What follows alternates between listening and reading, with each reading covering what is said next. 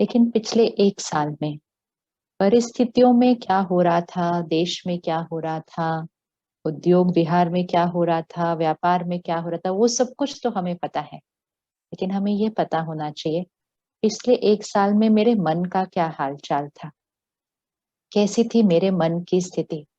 उतार चढ़ाव बाहर तो थे, अंदर कैसे था, अंदर क्या स्थिति थी। हर बार जब हम एक दूसरे से मिलते हैं तो सबसे पहली लाइन हम दूसरे से क्या कहते हैं? राम राम जी, क्या हाल चाल है? ओम शांति जी, क्या हाल चाल है? तो हम हमेशा एक दूसरे को सबसे पहला क्वेश्चन ये पूछते हैं कि क्या हाल चाल है। लेकिन हम हमेशा ये प्रश्न दूसरों से पूछते हैं, सिर्फ क्या हाल चाल है। परमात्मा कहते हैं रोज रुक के पहले अपने आप से पूछना चाहिए, क्या हाल चाल है। पहले अपना हाल तो जान लें, अपनी स्थिति कैसी है। क्योंकि अपना हाल चाल ही वो एक है जो अगर समझ में आ जाए तो उसको बदलना बहुत सहज हो जाएगा। वैसे जब हम लोगों से पूछते हैं कि क्या हाल चाल है, तो लोग कैसे जवाब देते हैं? कहते चल रही है, अभी कोविड के समय पे तो क्या हाल चाल आप पूछ रहे हो, ये समय पे तो ये हो रहा है, वो हो रहा है, वो हो रहा है। मुश्किलातों का वर्णन हो जाता है। लेकिन परमात्मा हमें सिखाते हैं कि अगर मन में ये प्रश्न आए या कोई पूछे कि क्या हाल चाल है, तो उत्तर सिर्फ एक होना चाहिए, खुशहाल है और फरिश्तों जैसी चाल है। बस एक ही आंसर है, खुशहाल है और फरिश्तों जैसी चाल है। अगर आपने ये आंसर किसी और को सुना दिया, किसी ने आपसे कहा क्या हाल चाल है, कहना बड़े खुशहाल हैं और फरिश्तों जैसी चाल है, तो सामने वाला भी जो थोड़ा सा ऐसे हो तो वो भी खुशहाल हो जाएगा। वो भी खुशहाल हो जाएगा। और अच्छा, आप खुश हैं, कोविड के टाइम पे भी खुश हैं? आपका हाँ, बातें तो हैं, परिस्थिति है, लेकिन खुशी का परिस्थिति से क्या कनेक्शन है? वो तो एक मुश्किल समय है, आया है, चला जाएगा, क्रॉस कर लेंगे। लेकिन मन की स्थिति का इस परिस्थिति से कोई कनेक्शन नहीं होता है। ये बहुत इंपॉर्टेंट, सबसे इंपॉर्टेंट इक्वेशन ये है। ये याद रखने से हमेशा खुश रहना बहुत सहज हो जाता है। जैसे कि विज्ञान में, मैथ्स में इक्वेशंस बहुत इंपॉर्टेंट होती हैं, इसी तरह जीवन की इक्वेशंस बहुत इंपॉर्टेंट होती हैं। एक छोटी सी इक्वेशन जो गलत हुई हुई है कई सालों से, हमने ये समझा कि हमारे मन की स्थिति परिस्थिति पर निर्भर है, व्यक्ति के व्यवहार पर निर्भर है। इस साल कितना मुनाफा कितना नुकसान हुआ उस पे हमारे मन की स्थिति निर्भर है। हम सब मिलकर आत्मनिर्भर देश बना रहे हैं और उसमें आप सबका योगदान सबसे ज्यादा है कि आत्मनिर्भर देश बनाना है। लेकिन आत्मनिर्भर देश बनाने के लिए पहले खुद को आत्मनिर्भर भी बनाना है। खुद आत्मनिर्भर होंगे तो आत्मनिर्भर देश बनाना बहुत सहज हो जाएगा। तो आत्मनिर्भर अर्थात क्या? एनर्जी, ऊर्जा, आत्मा, आत्मा, आत्मनिर्भर स्वयं पर निर्भर है, सेल्फ रिलायंट है, किसी और पर निर्भर नहीं। तो इसी तरह सारा दिन में जितनी बातें आती हैं, क्या मैं आत्मनिर्भर हूँ, क्या मैं परिस्थिति निर्भर हूँ, क्या मैं व्यक्ति निर्भर हूँ, क्या मैं मौसम निर्भर हूँ, क्या मैं व्यापार निर्भर हूँ, मेरे मन की स्थिति किस किस चीज पर निर्भर है, ये चेक करना है। क्योंकि अगर हमारी मन की स्थिति बाह्य जगत की बातों पर निर्भर होगी, ऐसा हम समझते हैं, तो फिर बाहर अगर उतार चढ़ाव आएंगे तो अंदर भी उतार चढ़ाव आएंगे। इसलिए दुनिया वाले कहते हैं life is a roller coaster. सिखा देते हैं, अपने बच्चों को भी सिखाते हैं, life is a roller coaster. Roller coaster मतलब ऊपर नीचे गोल गोल चलता ही रहेगा। अब लाइफ रोलर कोस्टर क्यों है? क्योंकि परिस्थितियां रोलर कोस्टर हैं, कभी बहुत अच्छी, कभी बिल्कुल अच्छी नहीं। लेकिन ये क्यों लाइन बनी? क्योंकि हमने सोचा जैसी परिस्थिति वैसे मन की स्थिति। अब ये चेक करना है कि क्या ये सही है इक्वेशन या नहीं, ये हमें खुद चेक करना है। अब 10 सेकंड के लिए आंख बंद कीजिए सभी, और लास्ट वो वाला सीन सामने लेकर आइए जब आपको गुस्सा आया था। किसी ने कुछ किया, कुछ गलती की और आपने डांट दिया उसको, गुस्सा कर दिया। वो सीन सामने लेकर आना, उसने क्या किया, बात क्या थी, और मैंने कैसे जवाब दिया, मैंने कैसा क्या कहा, मैंने क्या बोला, क्या शब्द मेरे थे, तरीका मेरा क्या था। दोनों चीजों को देख लेते हैं, परिस्थिति को भी देख लेते हैं और अपने व्यवहार को भी देख लेते हैं। और उस क्षण अगर आपसे किसी ने पूछा हो, क्या बात है भैया, आपका मूड क्यों खराब है इतना? कहते मूड कैसे ठीक हो सकता है, पता है उन्होंने क्या किया, ये किया, ये किया, सामने वाले के सारे गुण सुना दिए कि उसने ऐसा किया, ऐसा किया, ऐसा किया, तो गुस्सा तो आना ही था ना। तो सामने वाला भी कहता है हाँ, इतनी बड़ी गलती की, गुस्सा तो आना ही था। इक्वेशन, ये इक्वेशन बन रही थी कि गुस्सा तो आना ही था। अब उसी सीन को आप देखिए और अब ये विजुअलाइज कीजिए कि आज शाम को सेम सीन आने वाला है, वो सेम व्यक्ति सेम गलती आज शाम को फिर से करेंगे।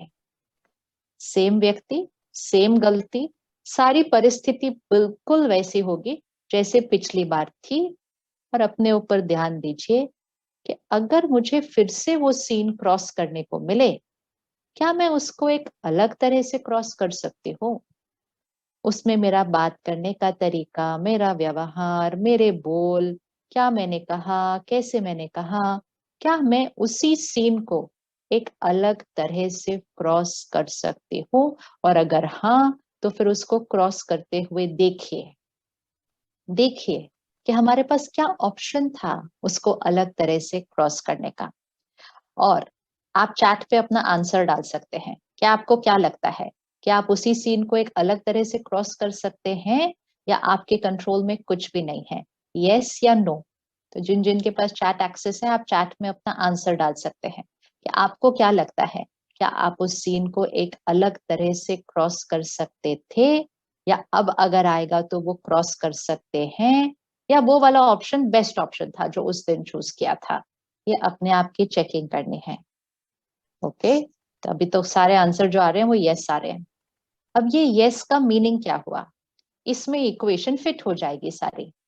उस दिन जब गुस्सा आया था, किसी ने भी आपसे पूछा होता, क्या बात है, चेहरा उतरा हुआ है, हलचल क्यों है इतनी, तुम्हारी तो पल्स रेट भी बढ़ी हुई है, क्या हुआ है?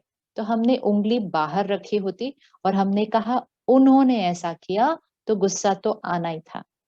हम ये भी नहीं कहते गुस्सा आया, हम कहते उसने मुझे गुस्सा दिला दिया, जैसे कि कोई हमारे अंदर घुस के हमें गुस्सा दिला के चला जाता है चुपचाप से। तुम कहते उसने मुझे गुस्सा दिला दिया।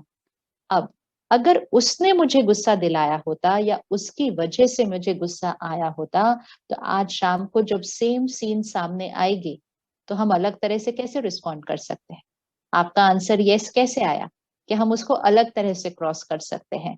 तो हमने खुद ने इक्वेशन फाइनल कर ली है कि परिस्थिति हमारे मन की स्थिति नहीं डिसाइड करती है, परिस्थिति हमारा व्यवहार नहीं डिसाइड करती है। ये एक जीवन का सबसे बड़ा झूठ है, सबसे बड़ी गलत इक्वेशन है, जिसकी वजह से हम अपने आप को परमिशन देते हैं, कभी गुस्सा कर रहे हैं, कभी इरिटेट हो रहे हैं, कभी नाराज हो रहे हैं, कभी उदास हो रहे हैं, कभी निराश हो रहे हैं, कभी हताश हो रहे हैं, एंड फिर कह रहे हैं मेरी कोई गलती नहीं है, ये तो परिस्थिति के बारे में, ये तो उसकी गलती के बारे में है। तो ये है जीवन गुलाम की, इसको गुलामी की जीवन कहेंगे, विक्टिम, गुलामी, कि मेरे पास कुछ नहीं है, ये सब दुनिया की वजह से है, जिस दिन दुनिया ठीक हो जाएगी मैं हमेशा खुश रहूंगा, मुझे थोड़ी शौक है कोई गुस्सा करो, नाराज हो, मुझे थोड़ी शौक है ऐसे होने का। तो हमने कहा दुनिया की वजह से है। तो हम सब मिलकर इंतजार कर रहे थे कि दुनिया बदल जाएगी तो हमारा टेंशन स्ट्रेस सब खत्म हो जाएगा। हमने सोचा दुनिया ठीक हो जाएगी, हम खुश रहेंगे, और दुनिया में कोविड ही आ गया, दुनिया में कोविड ही आ गया। और जैसे ही कोविड आया, तो हमने कहा डर और चिंता तो स्वाभाविक है, fear and anxiety is normal. तो पहले क्रिएट कर रहे थे, अब थोड़ी और क्रिएट करनी शुरू कर दी। इस पिछले 1 साल के अंदर देश के अंदर मानसिक स्वास्थ्य की बातें 30% बढ़ी हैं। मेंटल हेल्थ इश्यूज, ये आप सबके लिए इसलिए इम्पोर्टेंट है क्योंकि आप अकेले नहीं हैं। आप जिस भी संगठन के लिए जिम्मेवार हैं या जिस भी संगठन में आप सेवा करते हैं, आपकी कंपनी है, आपका ऑफिस है, आपका बिजनेस है, आपकी दुकान है, जो भी है, वहां आपके साथ लोग हैं, और उन लोगों के मन की स्थिति का ध्यान रखना हम सबकी इकट्ठे मिलकर जिम्मेवारी है। लेकिन औरों के मन का ध्यान रखने के लिए सर्वप्रथम अपने मन का ध्यान रखना होता है। तो कोविड से अगर एक बात सीखनी है, क्योंकि कोई भी परिस्थिति आती है तो कुछ सिखा कर जाती है।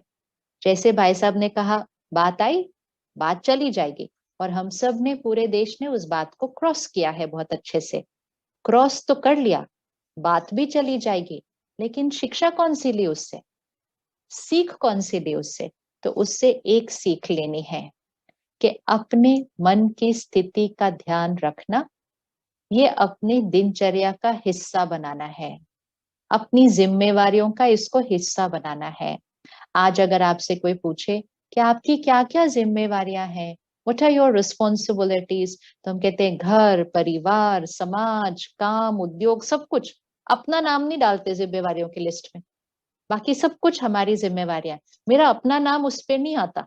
अगर अपनी ही जिम्मेवारी नहीं ली और सबकी जिम्मेवारी ली, और औरों ने भी अपनी जिम्मेवारी नहीं ली, सबकी जिम्मेवारी ली, और हर एक सबकी जिम्मेवारी ले रहा है लेकिन अपनी नहीं ले रहा है, तो देखो ना हालत कैसी बन रही है दुनिया की। स्पिरिचुअलिटी एक बहुत सिंपल और इजी बात सिखाती है, हम सबको सिर्फ एक जने की रिस्पॉन्सिबिलिटी लेनी है। कोविड के समय पर क्या सिखाया गया? एक की ध्यान रखो, सिर्फ एक, खुद का। अगर खुद का ध्यान रखोगे तो खुद का ध्यान रखने से परिवार को भी बचाओगे, औरों को भी बचाओगे, देश को भी बचाओगे। ये कहा ना, ये कहा हमारे डॉक्टर्स ने, ये कहा हमारी सरकार ने। क्या कहा? Everyone take care of yourself. सिर्फ हर एक अपना ध्यान रखे। अगर हर एक अपना ध्यान रखेगा, आप देश का ध्यान रख रहे हैं। क्या हमने कभी ये सोचा था कि मेरा अपना ध्यान रखने से मैं देश का ध्यान रख रहा हूं, मैं विश्व का ध्यान रख रहा हूं? सोचा ही नहीं। लेकिन इसका ऑपोजिट भी तो सच है ना, कि अगर एक केयरलेस हो जाए, एक अगर अपना ध्यान नहीं रख रहा है, तो वो एक का इम्पैक्ट कितनों पर, और कितनों का इम्पैक्ट कितनों कितनों पर, और फिर वो एक एपिडेमिक बन जाता है। फिर वो पूरे देश में और विश्व में फैल सकता है। जैसे ये वायरस के लिए होता है, वैसे ही ये वाइब्रेशन के लिए भी होता है, ऊर्जा के लिए भी होता है। अब आज सारा दिन में काम करते हुए अगर हम एक ने अपना ध्यान नहीं रखा, तो किसी पे गुस्सा कर दिया, किसी पे डांट दिया, किसी से नाराज हो गए, थोड़ा सा उदास हो गए, थोड़ी सी चिंता कर ली, हमने अपनी वाइब्रेशन का ध्यान नहीं रखा। हमने कहा परिस्थिति ऐसी थी तो होना था, तो हमने अपनी मन की स्थिति को टिप टिप टिप टिप शक्ति को कम करते गए, और ऐसे करते करते हम उस स्थिति में घर पहुंच गए शाम को। तो जैसे वायरस लेके घर पहुंचते हैं ना, और घर पहुंच के पता ही नहीं चलता पूरे परिवार को हो जाता है, इसी तरह हम अपनी लो वाइब्रेशन लेके घर पहुंच जाते हैं। अपने मन की स्थिति हमारी अपनी ऊर्जा के साथ हम घर पहुंचते हैं। एक आभा मंडल है हमारे चारों तरफ, वो आभा मंडल हमारे से पहले हमारे साथ साथ हमारे घर में एंटर करता है, और वो ऊर्जा पूरे परिवार के ऊपर असर डालती